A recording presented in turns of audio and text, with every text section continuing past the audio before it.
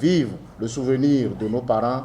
Dernière scène des allocutions officielles, puis les projecteurs s'éteignent sur la conférence internationale de Cotonou autour des 25 ans de la route de l'esclave.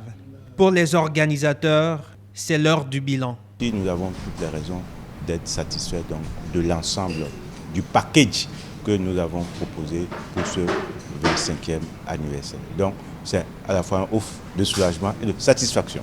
Objectif, plus que globalement, objectif atteint très largement. Entre réunions du Comité scientifique international de l'UNESCO, ateliers thématiques et plénières de tous ordres, les recommandations formulées à l'issue de la conférence attestent de la richesse des travaux.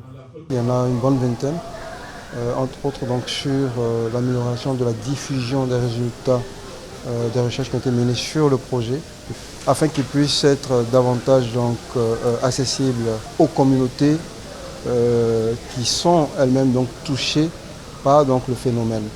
Classification de sites, réparations économiques, les vœux des participants sont nombreux. Pour l'UNESCO, les débats sur la traite négrière passent par une réappropriation de l'histoire.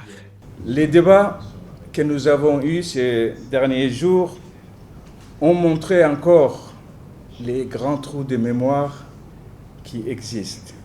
Mais une des remarques qui est souvent revenue durant le colloque et dans les différents échanges que nous avons eus, c'est concerner l'ignorance des nouvelles générations des Africains sur la question de l'esclavage et leur manque de sensibilité à cette mémoire-là.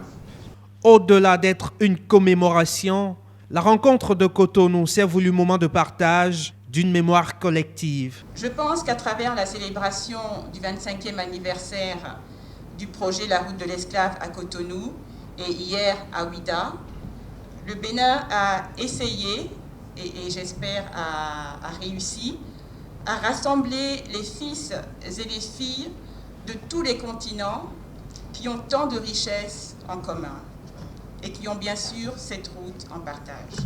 À 25 ans, la route de l'esclave apparaît non seulement comme un projet plus que jamais d'actualité, mais aussi comme une symphonie inachevée dont il faut terminer la partition.